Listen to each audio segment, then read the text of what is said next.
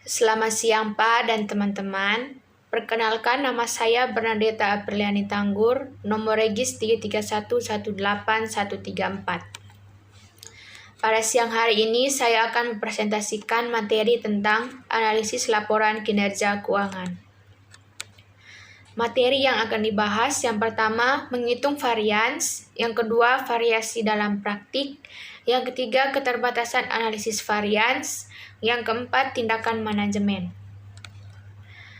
Kinerja keuangan adalah gambaran setiap hasil ekonomi yang mampu diraih oleh perusahaan pada periode tertentu melalui aktivitas-aktivitas perusahaan untuk menghasilkan keuntungan secara efisien dan efektif yang dapat diukur perkembangannya dengan mengadakan analisis terhadap data-data keuangan yang tercermin dalam laporan keuangan.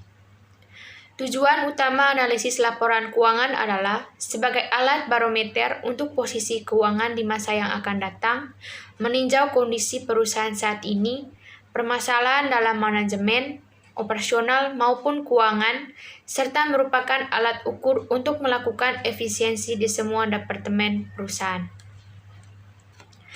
Materi yang pertama, menghitung varians.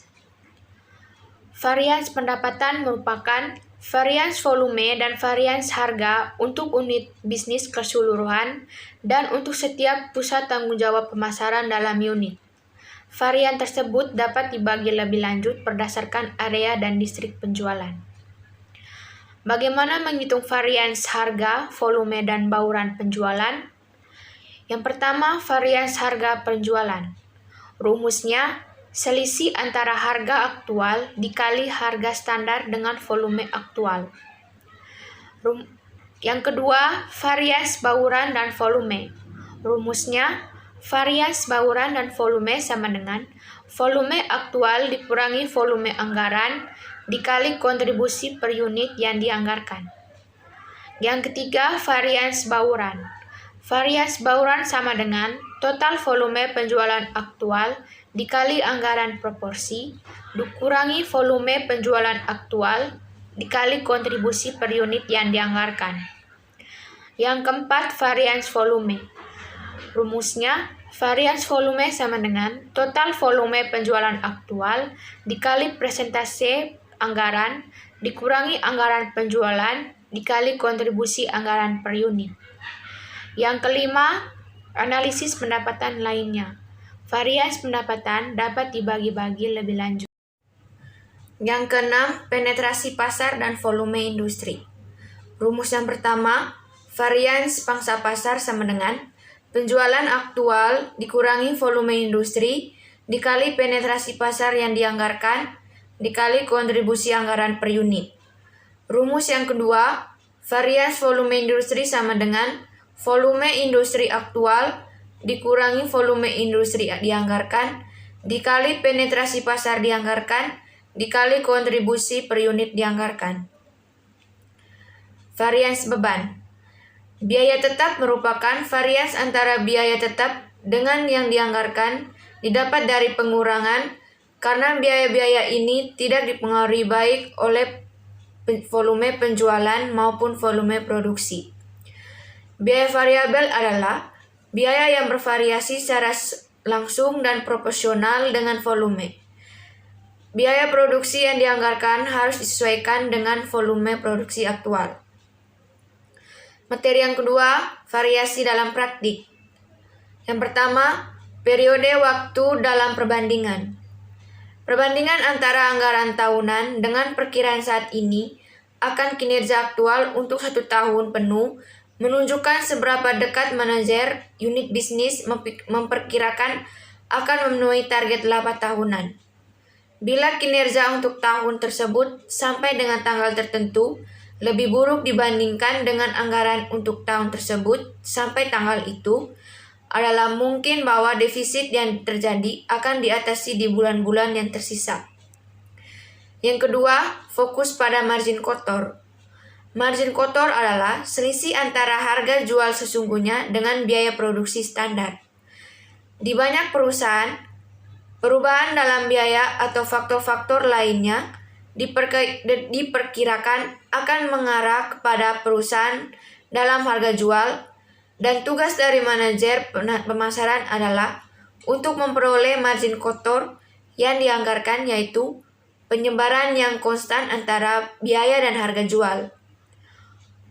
Fokus pada laba kotor dimaksudkan dengan mengutamakan kegiatan operasional. Yang ketiga, standar evaluasi. Yang pertama, standar atau anggaran yang telah ditetapkan sebelumnya.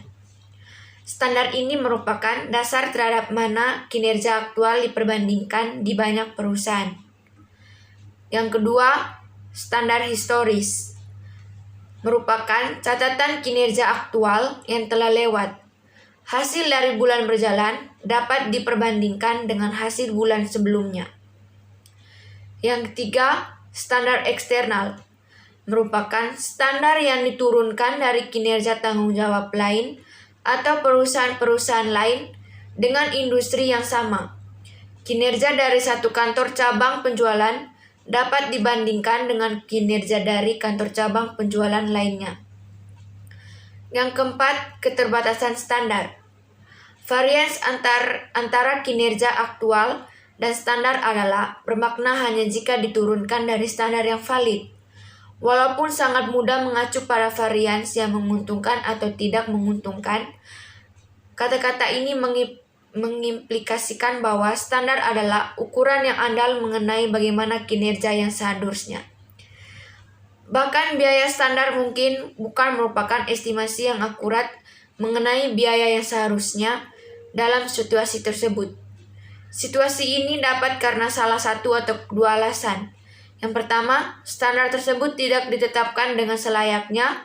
Yang kedua, walaupun standar tersebut ditetapkan secara layak dalam kondisi yang ada pada waktu itu. Yang keempat, sistem biaya penuh. Jika perusahaan memiliki sistem biaya penuh, baik biaya overhead variabel maupun tetap dimasukkan dalam persediaan pada biaya standar per unit. Jika persediaan akhir lebih tinggi dibandingkan dengan persediaan awal, sebagian dari biaya overhead tetap yang terjadi di perusahaan tersebut tetap akan tinggal di perusahaan dan bukannya mengalir ke harga pokok penjualan. Sebaliknya, jika saldo persediaan turun selama periode tersebut, lebih banyak biaya overhead tetap yang dilepaskan ke harga pokok penjualan dibandingkan dengan jumlah aktual yang terjadi dalam periode tersebut. Yang kelima, jumlah rincian. Varians pendapatan dianalisis pada beberapa tingkat pertama secara total, kemudian berdasarkan volume, bauran, dan harga. Lalu menganalisis varians volume dan bauran berdasarkan volume industri dan pangsa pasar. Pada setiap tingkatan ini, varians tersebut dianalisis berdasarkan produk individual. Yang keenam, biaya teknik dan biaya diskresioner. Varians yang menguntungkan dalam biaya teknik biasanya merupakan indikasi dari kinerja yang baik, yaitu semakin rendah biayanya, maka semakin baik kinerjanya.